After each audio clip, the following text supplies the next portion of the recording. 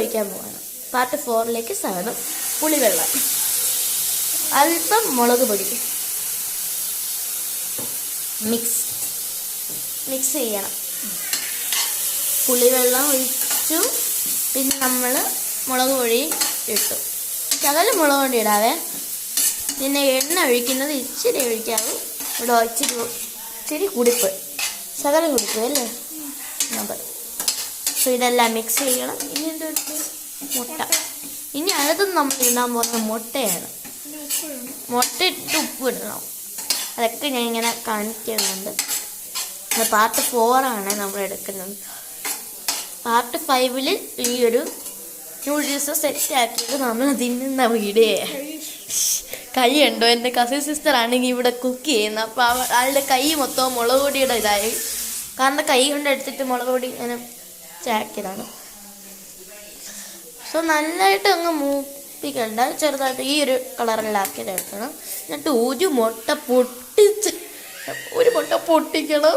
അയ്യോ, ഒരു മുട്ട നമ്മൾ പൊട്ടിച്ച് വെച്ചു. ഇനി അടുത്ത മുട്ട പൊട്ടിക്കണം. അടുത്ത മുട്ട ഒന്നിൽ പൊട്ടിക്കണം. ഇങ്ങനെയാണ് നമ്മൾ രണ്ടാമത്തെ മുട്ടയും നമ്മളിട്ടു. പിന്നെ നമ്മളിടുന്നത് മൂന്നാമത്തെ മുട്ടയാണ്. 3 മുട്ട കുഴപ്പമില്ല. അത് കുക്ക് ചെയ്യുമ്പോൾ അറിയാതെ ഒരു അബദ്ധം പറ്റി. ഇവിടെ ഷെല്ല് വീണെടുപ്പുണ്ട് മുട്ടയുടെ. ഈശ്വര, അയ്യോ. നമ്മൾ ഷെല്ലൊക്കെ എടുത്ത് മാറ്റി. മൊത്തം 3 മുട്ട എടുക്കണേ, 2 അല്ല 3.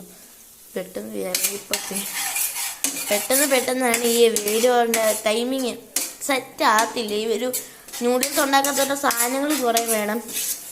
അത് കുറേയല്ല, നമ്മൾ വീട്ടിലുള്ള മിക്ക സാധനങ്ങളും വേണം. പിന്നെ എണ്ണ ഒഴിക്കണം, ബോയിലിങ്ങനെ വീഡിയോ ഓരോ പാർട്ടായിട്ട് എടുക്കുമ്പോൾ ഇങ്ങനെ ലാസ്റ്റ് നമ്മുടെ പാർട്ട് 5 ഇനി നല്ലതായിട്ട് മിക്സ് ചെയ്യണം. മിക്സ് ചെയ്യുമ്പോൾ മറ്റേ ചമ്മന്തി അരച്ച പരവായിരിക്കും.